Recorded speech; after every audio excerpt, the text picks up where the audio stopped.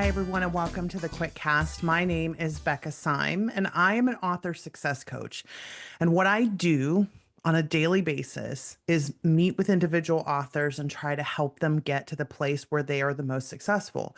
And I've coached more than 6,000 individual authors in my career. And I say almost every episode now because when people don't know who I am and they see me for the first time, they don't know that I know what I'm talking about. So I like to start with this explanation that says the reason I do a lot of these really big picture, archetypal, typing alignment types of things, both with personality and according to platform, is because I see these really big picture patterns. And when I see a pattern that helps answer author questions, which is what I'm looking for, right? I'm looking for the ability to, I guess, create choice architecture for ourselves as authors. Realistically, it's because I see the difficulty that most authors go through when they don't know what choices to make to be able to get this thing that they want to get. And I also like to start off by saying that my goal in everything that I do is to create careers for our lifetimes.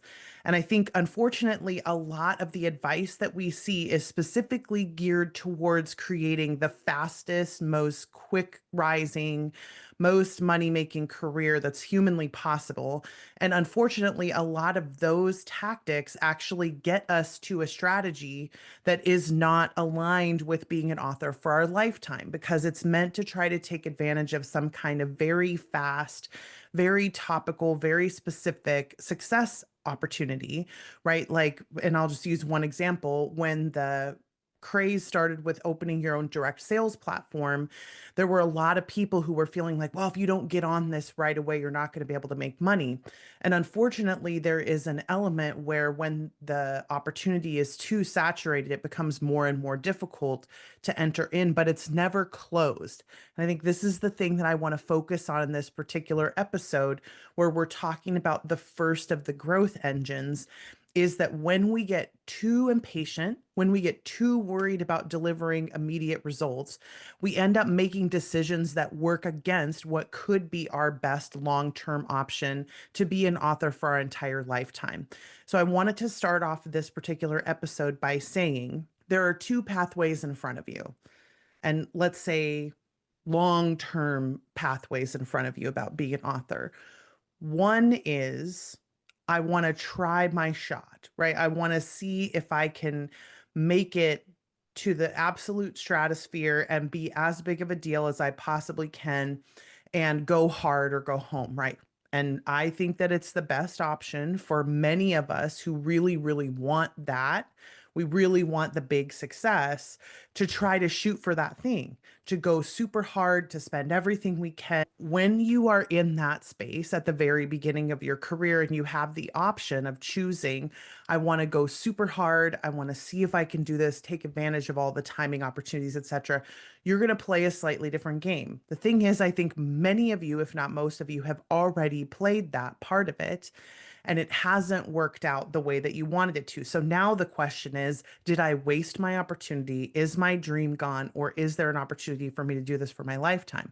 And some of you are on the lifetime track already, which is the other track, right? The lifetime track is no matter what I do, I want to die as a person who still writes. I want to die as an author. I don't want this whatever I've tried that hasn't worked to get the last word. So many of you who have been through this experience already, where you have tried the fast takeoff at the beginning and either it didn't work or it did for whatever reasons.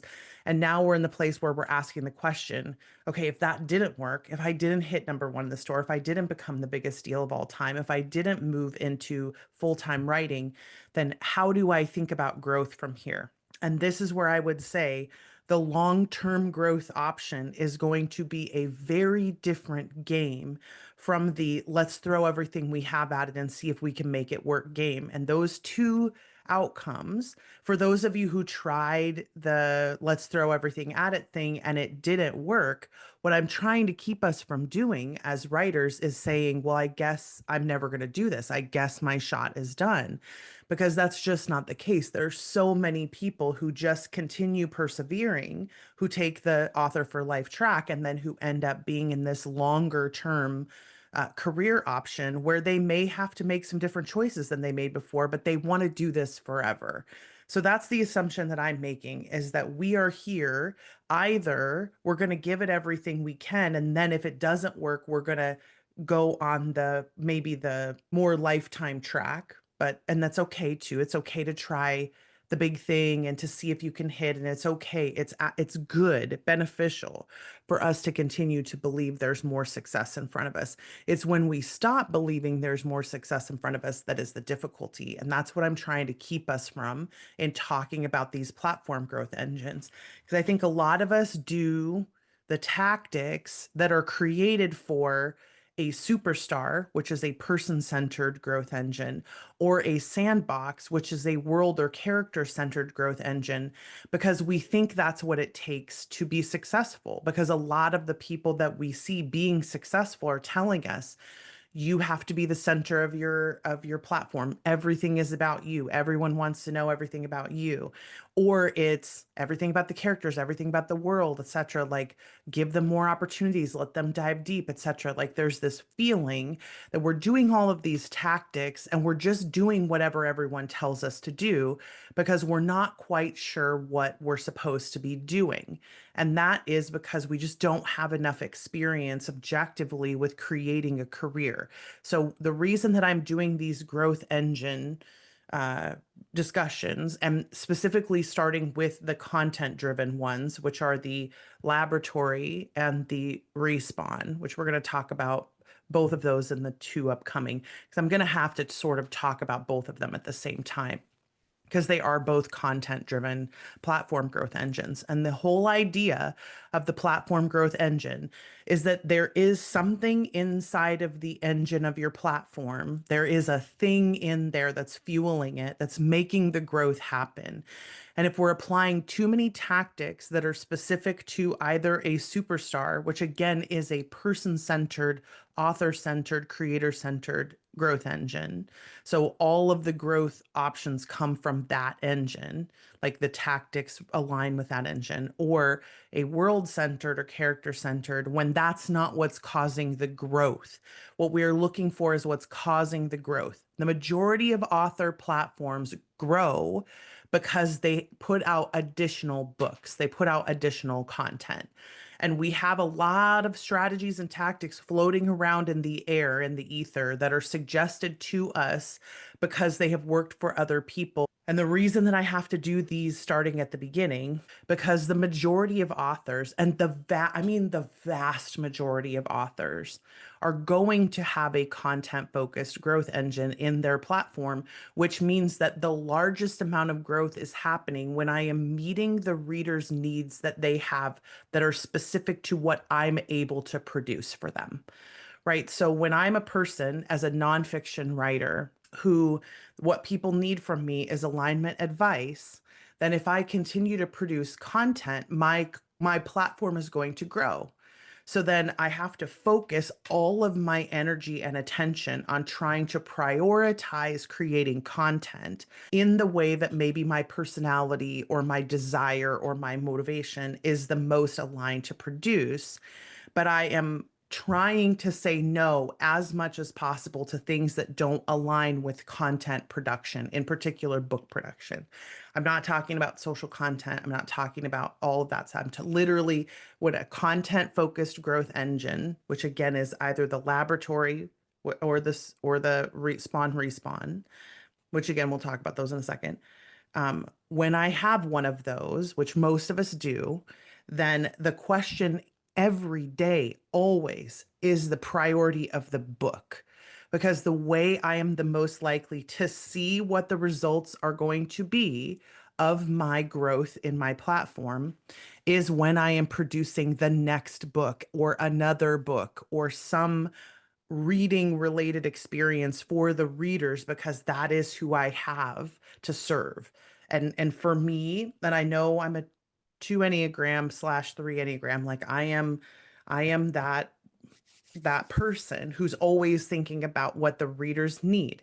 And this is why the content growth engines emerged as a way of me coaching people around yes and no. And that's why these growth engines are happening in terms of why I'm producing the content is I feel like so many of us, when we're not seeing growth in our platform, we're not seeing results and returns, we're focusing on strategies and tactics that are meant for platforms that are not like ours. So we're trying to grow based on social strategies, based on engagement and influencing strategies that we don't have a platform that returns growth in that way.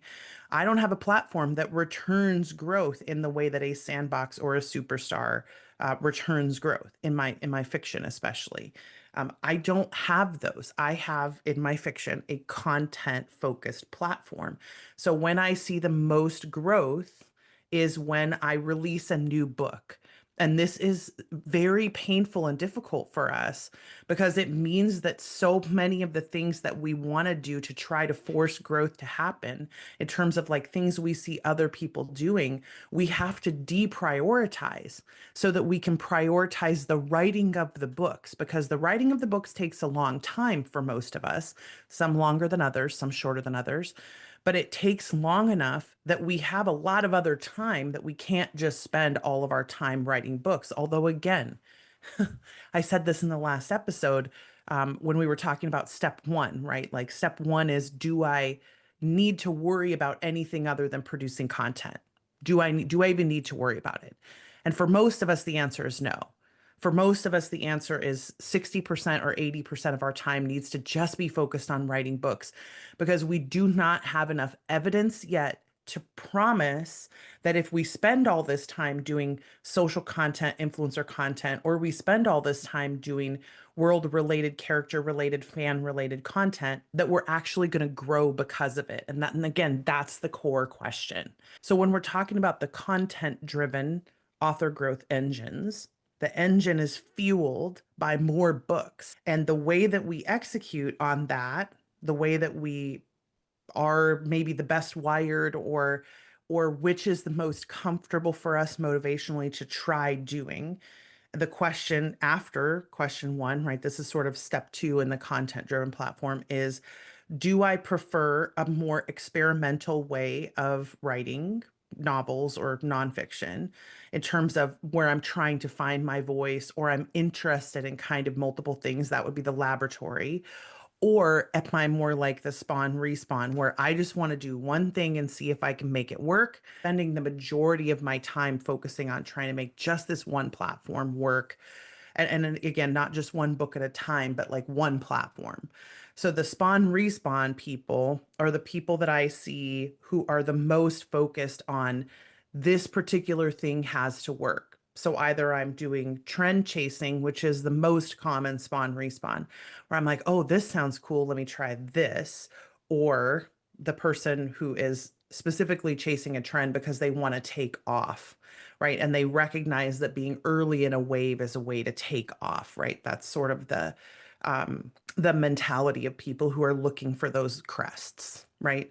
So when you are the spawn respawn person and you are focusing on, like, I need to grow this one platform, this can be really dangerous to try doing more than 20 to 40% of your time doing all the other things that make the platform grow because you're so interested in this specific focused thing, versus those of us who are more like the laboratory, the laboratory is almost like, I think of it as there are multiple potential experiments that may be going on at any one time. And I may be really interested in multiple different things. I see this a lot with learner people. I see it a lot with ideation, input, adaptability, right? Where there is almost this like the way I describe it as a laboratory, the reason that it got that name as a type is because I actually do see multiple different experiments sort of bubbling around in different places, versus the person who is very like, I have to do all of this in sort of a more focused direction. And again, the reason the two types are different is because the strategies that you use when you do this sort of stay in your lane, just do one thing, try, etc., that's like more the respawn kind of direction. The strategies that you use for growth, you have to be so cautious about expecting that things should be growing just because you're, quote, doing everything right. And that is one of the most common difficulties that I see in the spawn respawn types, is this expectation that if I'm doing all the things that I'm supposed to be doing, especially if I'm doing non-writing all the things, right? Like if I'm doing Kickstarters and TikTok and Instagram reels and ads and 50,000 different social media channels and a YouTube and a podcast, like if I'm doing all these things, then the growth should be happening because that's how growth happens. And then Becca comes along and is like, except in a respawn, right? In a spawn respawn growth engine, what actually still makes the platform grow is the content meeting the needs of the readers. And can you find, then the question about advertising, marketing, promotion, etc., becomes, am I finding the right readers for what I'm doing? And what's painful and difficult about that respawn option, and I want to spend more time talking about the spawn respawn today, just because, like, we'll get to the laboratory in a second, because next video, let's say, not in a second. But I had to talk about the two of them for a little bit because they're both content-driven platforms.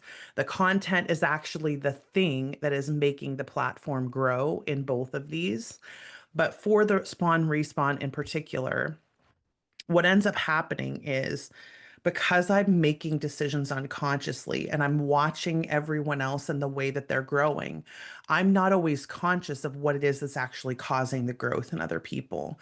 So if you have someone who is really good at TikTok or who's really great with a podcast or a YouTube channel, and they're on AuthorTube or BookTube or whatever, and they're doing all these things that are creating all of this growth, and their books also happen to be good, and their content happens to serve a purpose that is bringing more attention to the books, then I, as a spawn respawn, might look at that and be like, oh, so I have to become a YouTube personality or a BookTube or Book Talk personality in order to be able to sell my books. And I would say, wait a second, though, is there evidence that you are actually growing because of that? So by all means, try it out if you want to, if you feel, because a lot of spawn respawns are very driven to try and like try everything, right?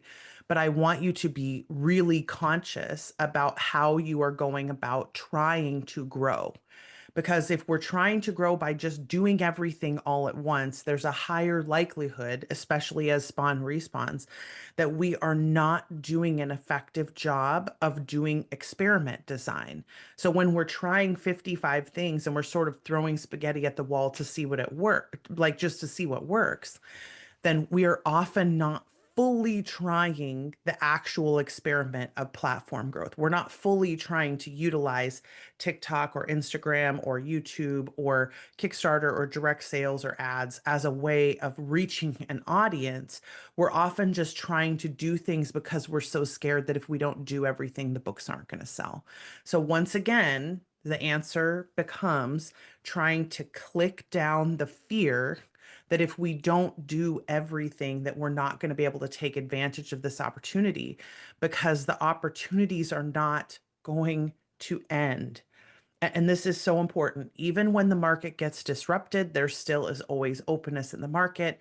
The gold rush is over. And so the opportunity of the gold rush, we do have to sort of grieve that that is past, and we don't have access to that openness anymore. The market is now more saturated. The rules are now more clear.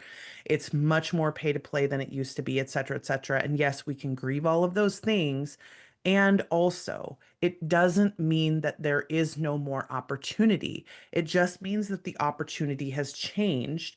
So understanding what grows a platform becomes more important.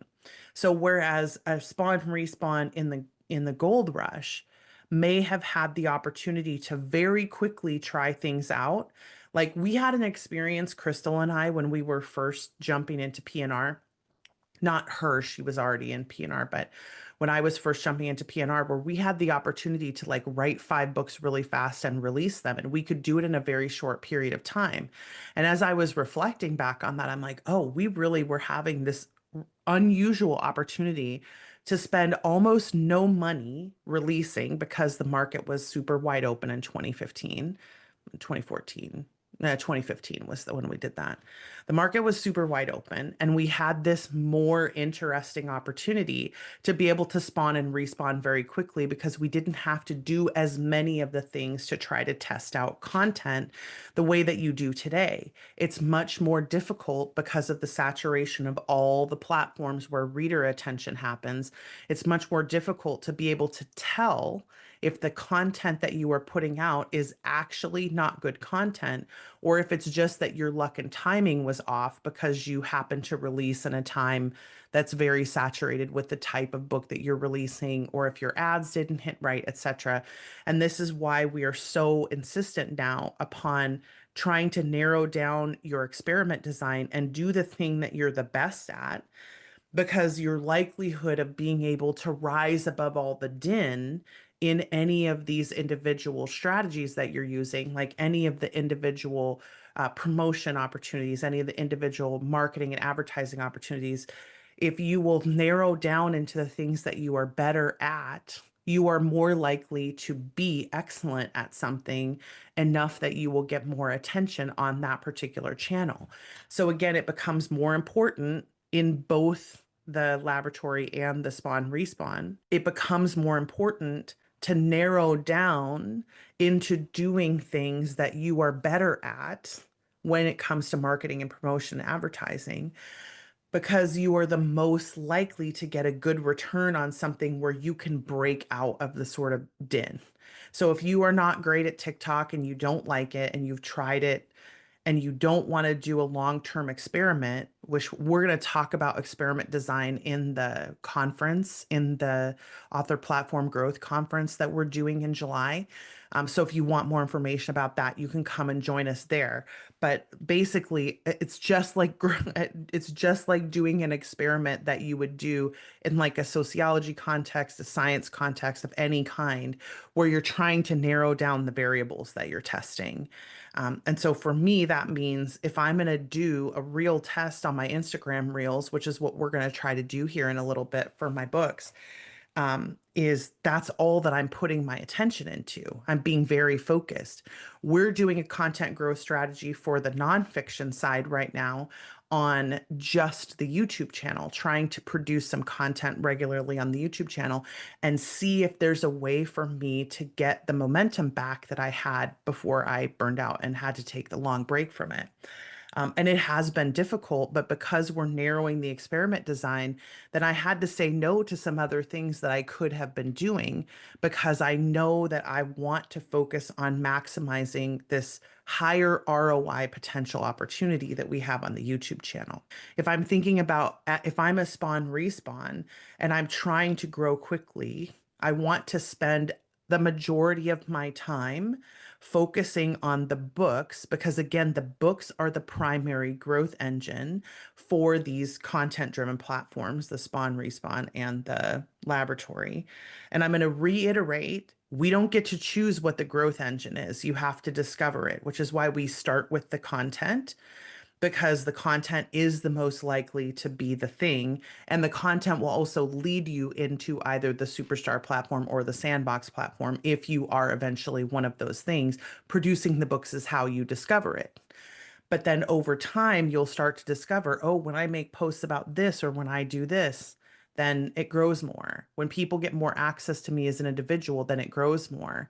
And so this is one of the parts of experiment design, is then you try for short periods of time to do these particular content experiments to see if you can produce growth with them. And if you can't, then that is a no. And I think this is, again, the reason why we're talking about growth engines at all, is to be able to help you say yes, this, and no, this, and have your yes be yes and your no be no. That's really important to me, because ultimately in long-term author growth, Most of us are going to grow because of the books themselves. And then we focus on becoming good at whatever marketing, advertising, or promotion channels we can with the extra 20 to 40% of our time that we are not spending focusing on the books. We focus on doing just the marketing that we are excellent at that's going to bring us the new people. And again, I'm cautious about saying too often that patience is required because I know that's frustrating for some of us.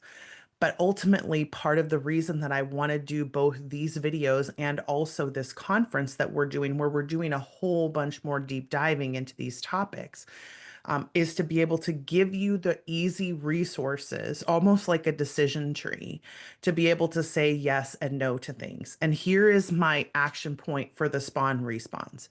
I would like you to spend the majority of your time working on the manuscripts of whatever manuscript time you need to do. And then we have a concept at the BFA called MTBs, which is manuscript time blocks. And it's what I encourage people to do when they are having to do a lot of non-writing things in their manuscript time, things like thinking, planning, plotting, researching, editing, stuff like that. So that it isn't just writing. I'm not saying spend 80% of your time writing. I'm saying 80% to 60%, depending on how big your platform is. 80% is more important for smaller platforms and newer people. 60% for me. If you have a larger platform, you're later in the business phase, you have more to do, then I would say, okay, we can maybe tick down to 60. But if the content is still the thing that is growing your platform, and by the way, for all of you spawn respawns, when I say content is responsible for growing the platform, I do not mean anthologies. I do not mean shared world projects. I mean your own stuff. So this also means that if you're doing anthologies and shared worlds, that counts as 40 to 20%, right? Not as 60 to 80%, because the focus needs to be on creating the books. And I just wish that there were more people talking about the long-term implications of trying to spend too much time growing something using all of these extraneous marketing and advertising and promotion tactics that are not working because we don't have the content correct yet.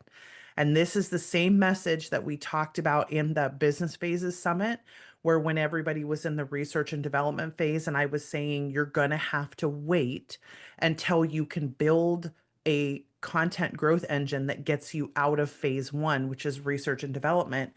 And you don't want to rush that process. You want it to take as long as it's going to have to take because you want it to be able to continue to grow your business for the whole time you're in business.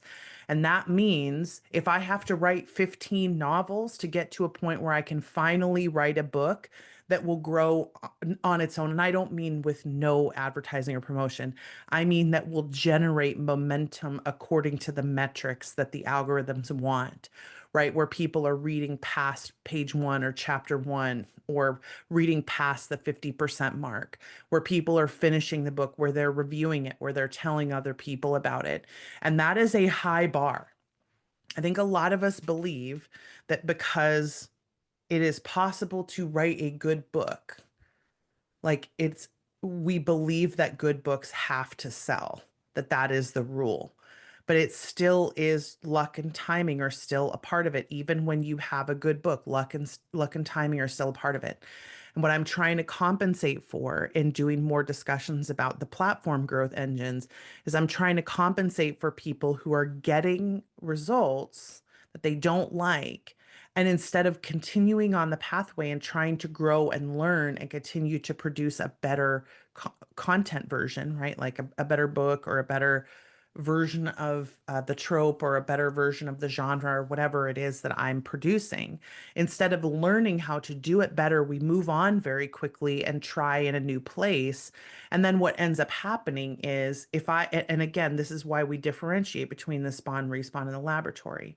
Spawn respawns are much more likely to work on craft elements, but not stay in the same genre necessarily because they might end up like doing small town and then rom-com and then emotional fiction, sort of like the Corinne Michaels style, and then do like contemporary kind of thrillers or something like that.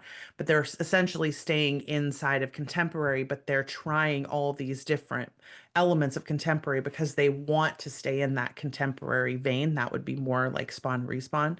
The primary difference between the Spawn Respawn for me and the laboratory is about the focus of the direction and the drive and the desire to make this particular thing work. When you have that feeling like I have to make this work, this has to take off, this is my goal with this thing, you may still allow yourself to have a little bit of a long-term vision there. It may take you a decade before you get to the end of the Spawn Respawn where you actually start over. But some Spawn Respawns are very short-lived. Like they will spend 18 months in one experiment and then they'll move on to a new genre or a new trend because they're just looking for that takeoff. They want that takeoff. And so, if you are either one of those types, but you're very focused on this particular thing moving, my action point for you, and the reason that I did this video is to say, please remember to prioritize the writing. Because so much of what happens in that drive of the Spawn Respawn is that we are trying too hard to make it take off. So we're doing tactics that fall far outside the purview of the actual growth engine of our platform car, quote unquote, which is the books themselves. And we're taking the results of things not selling to mean that somehow I need to do more TikTok or I need to do more, etc. Instead of I need to have patience. I need to allow myself to learn from this experience. I need to think about getting better at different craft pieces, right? Is my pacing good? Am I telling a good story? Am I telling a compelling story? Am I cutting things that are not necessary? Am I making my stories as simple as I can make them? Everybody's different in how simple they can make their books, but am I telling as simple of a big picture story as I can? Am I increasing my storytelling craft? Things like that. I'd rather see us focus on that as a way of producing a better mousetrap in essence, right? Rather than continuing to try to do all of these discovery tactics on things that I've already created and expecting things that I've already created to serve an equal function to things that I would create new, because we're always going to get more traction and more likelihood of discoverability on new things. And so that's again with my Respawn people, which we'll talk to the laboratories next time. But with my Respawn people, I want to say, let's try to narrow down on spending at least 60% of our time prioritizing the book. And then what we may need to do is do a little bit of core motivation work and fear work around why I feel so urgent of a need to do it right now. Otherwise, I think I'm going to die. Like that feeling that we have of urgency that negates our patience is so often working against us. And what I want to encourage, and we're going to encourage every single, like every single growth engine type to increase their capacity for patience, because I think that's what's going to be necessary for the next decade in this publishing industry as we're watching the post gold rush bubble burst, right? And we have to figure out how to navigate the future in this place together. We need to be able to increase our ability to be patient and our ability to create security for ourselves in other ways so that we can continue doing this author journey for our lifetime. Okay. I have talked plenty enough about this.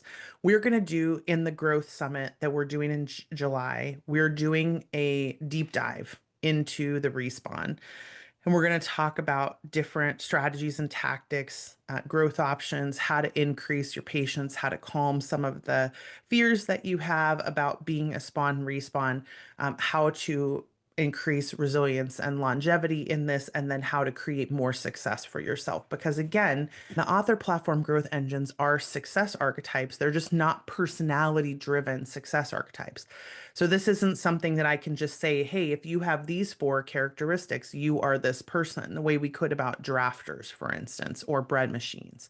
Like I can't do that about platform growth engines because the data that we're reading is not human behavior data. It is reader response data. It is audience response data. And often that is harder to find and harder to read. So we're going to do a little bit more parsing in the workshop that we do in July. And I hope that you'll come to that if you're interested. Because even though I'm not a person who typically is like, hey, come and buy my stuff, hey, come and do my thing, like I don't like selling. But what I've realized is if I don't encourage people who are wanting more to actually come and get the more that they want, then I'm not doing people a good service as a content producer, like as a person who is creating content for writers. So I will say my hope in doing this short video is to give you a action step, focus on the books, prioritize the books, make them number one because the content growth engines are driven by books. And then the second action point is to increase your resilience and your patience. And we've done many things about that in the past and on the Patreon, and you're welcome to come and find that. I'm also going to do a post on the Patreon about this just to talk a little bit more in depth with the people on the Patreon. So if you want to join the conversation there, you're welcome to. Otherwise, you can comment below on the YouTube channel, or you can find me somewhere on social media and see if you can tag me so I can answer your questions. I'm happy to help if I can. We are definitely looking to do more archetyping work and more of the content growth engines, etc. Here in the future. We're going to do some Enneagram work on these things as well in the future. So I hope that you will come and join us next week on the Quitcast when we talk about the laboratories. So have fun, everybody. I'll see you next week.